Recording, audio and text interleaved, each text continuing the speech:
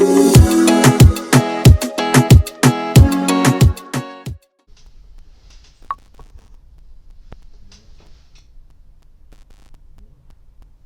is time.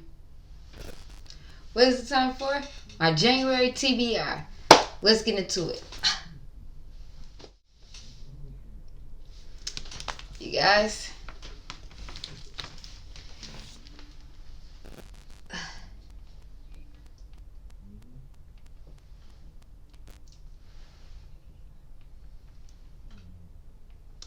Just getting a thumbnail.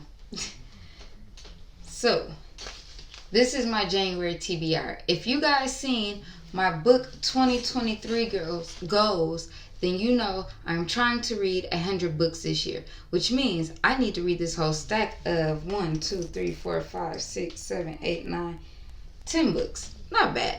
You know, start the month off right. Try to get more if we can. But let's go ahead and get into it. If you've seen some of these,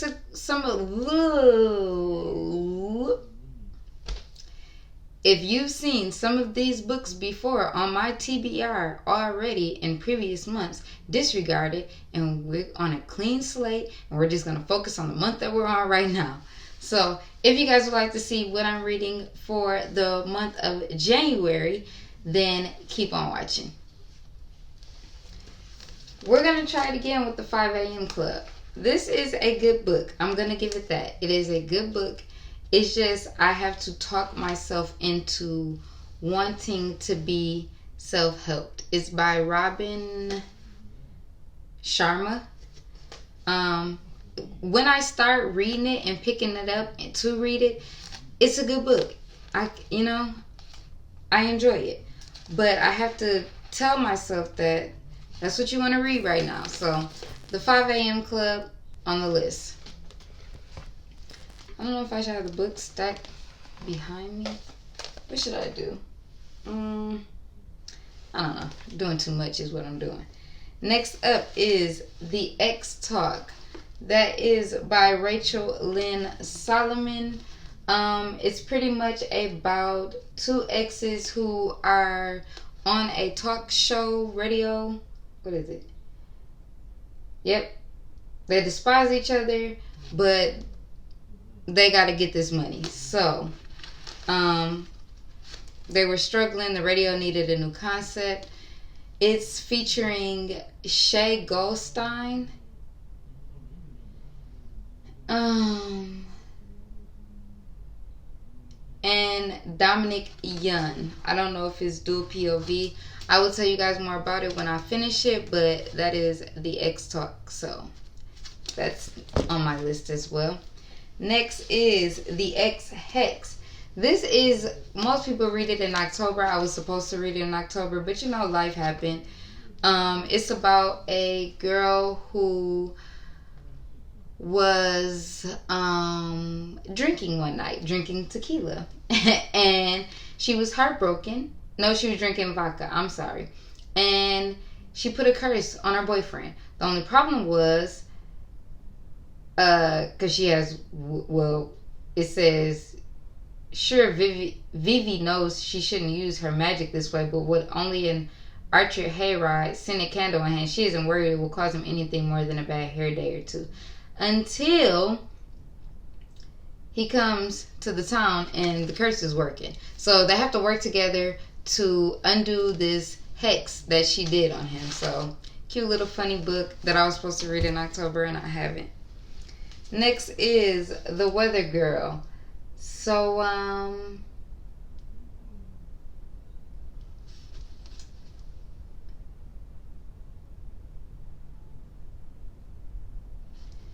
The Weather Girl, I feel like I'm reading this. I don't want to read it again about what it's about, but okay.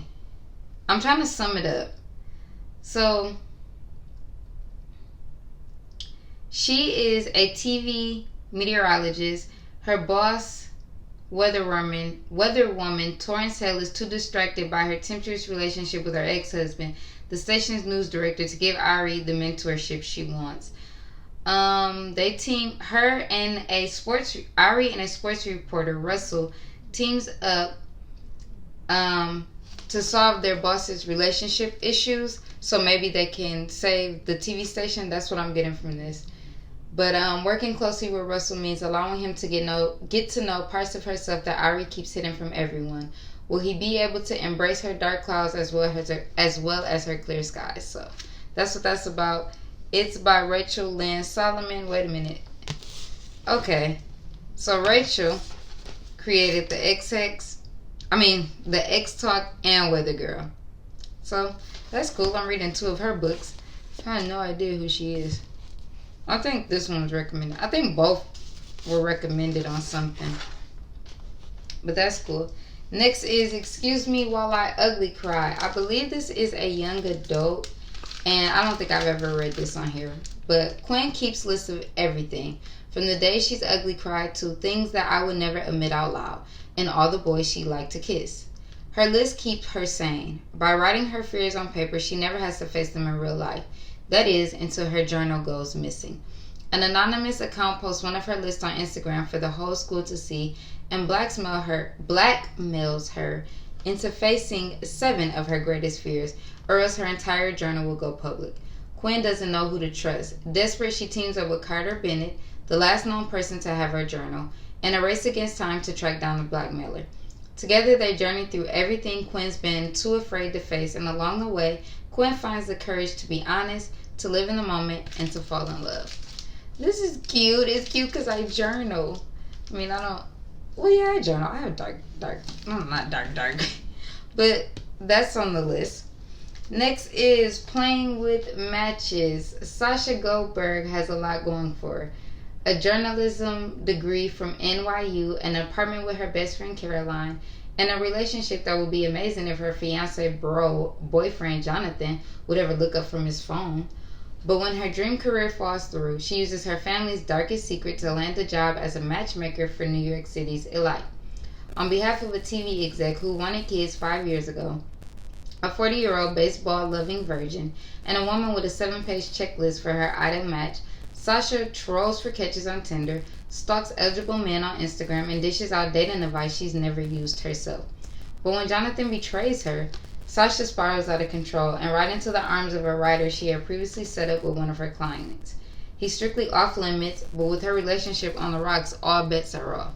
This seems like a good book, and it is by Hannah Orenstein, so can't wait to check that out. It doesn't seem too bad. I don't know why I love doing this. Next up is Lock Every Door by Riley Sager. A lot of people talk about Riley Sager. The print is very large. This is a thriller, I believe. And this is about Jules Larson has a new job as an apartment sitter at the bar. Why can't I get this word? Bartholomew, one of Manhattan's most high-profile buildings. Taken in by the splendor of her surroundings, Jules accepts the job's stringent rules. No visitors, no nights away, and no disturbing other residents. Ingrid, another apartment sitter, tells Jules that the Bartholomew, I don't know why I can't pronounce that right now, has a dark history, but Jules brushes it off as a harmless ghost story until Ingrid disappears. As Jules searches for the truth, she races against the clock to unmask the killer, expose the building's hidden past, and escape the insert this word before her temporary status becomes permanent. I feel like I'm saying it wrong, but I think I'm saying it right. Bartholomew. Oh my god, I can't. Lock Every Door. Next up is Up to No Good by Carl Weber. Oh.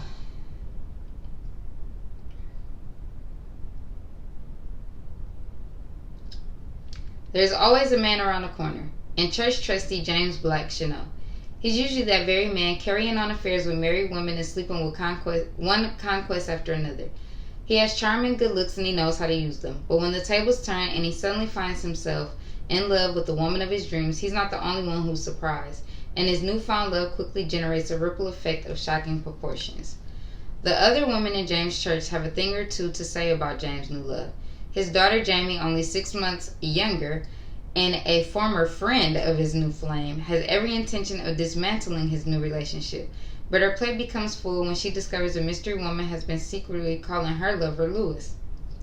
James' son Darnell always swore he would not grow up to become a player like his father. His life is a picture of monogamy and devotion, until he catches his fiancée cheating with his best friend. From that point on, his life becomes one spiraling mess after another. James knows he's largely to blame for the turmoil that surrounds him and his loved ones, and now he's going to have to find a way to bring peace to their lives. But the only way he can do this is by facing some hard truths about himself and changing his own scandalous ways. Up to No Good, Carl Weber. Seems really interesting. Next up, I only have 2 more guys. Lover or Loser by Tessa Bailey. I read My Killer Vacation. You guys, I feel like it's too late to talk about my December wrap up because we're in January. But I actually still have it.